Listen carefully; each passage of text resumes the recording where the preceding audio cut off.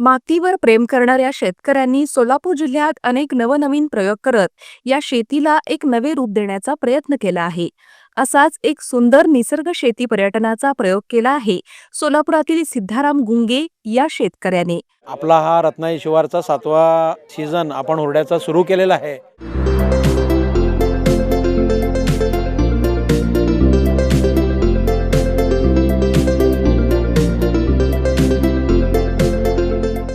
शहरात राहणाऱ्या लोकांना शेतीमध्ये जाऊन मौज मजा आणि मस्तीचा आनंद लुटण्यासाठी आणि दिवसभर विरंगुळा करण्यासाठी नागरिक रत्नागिरी शिवारात येत आहेत।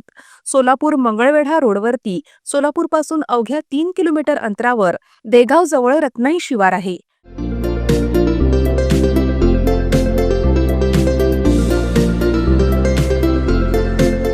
Lion doctor Venkatesh Yajurvedi 1970 outgoing batch Siddheshwar high school Solapur. आम्ही रत्नागिरी शिवार या हुरडा पार्टीच्या शेतावर आलेलो आहे आणि एकदम सुंदर व्यवस्थित ॲटमॉस्फिअर आहे। शुद्ध हवा मिळते आहे, शुद्ध हुरडा मिळालेला आहे, मसाला त्याच्यावर मिळालेला आहे आणि ह्याच्या उपर मित्रांशी गप्पा हा एक फार अतिशय महत्त्वाचा विषय झालेला आहे। आज शेतीमध्ये निसर्गाचा आनंद लुटत विविध मनोरंजनाची साधने देखील या ठिकाणी असल्यामुळे नागरिकांचा सकाळी 10 ते सायंकाळी 5 वाजेपर्यंतचा दिवस कसा संपतो हे देखील लक्षात येत आहे। 1970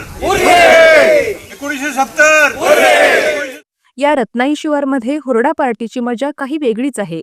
समोरच्या धगधगत्या आगीमध्ये ज्वारीची कणसे भाजणे, हुरडा चोळणे आणि सोलापूरची शेंगा चटणी, ठेचा आणि वांगी यांच्या समवेत हुरडा पार्टीचा आनंद लुटणे ही मजा काही औरच आहे।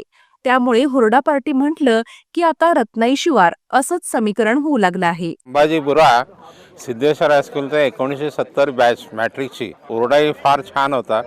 मसाला वगैरे त्याच्याबरोबर जे देतात तेही फार छान होतं आणि महत्त्वाचं म्हणजे आम्ही सगळे मित्र बऱ्याच वर्षांनी भेटलो आणि 55 वर्षांनी भेटलो आणि आता एकमेकाशी गप्पा मारायला फार आनंद झाला।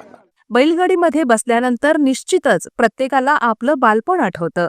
त्यामुळे या ठिकाणी बैलगाडीच्या रपेटसह ट्रॅक्टरची राईड देखील आपल्याला एक वेगळाच आनंद देऊन जाते। इथले झोके, मनोरंजनाची साधने यामुळे बाळगोपाळ अगदी रमून जातात। चुलीवरचं अस्सल जेवण, सोलापूरची खीर, कडक भाकरी आणि शेंगा चटणी यामुळे इथली चव जिभेवर रेंगाळते।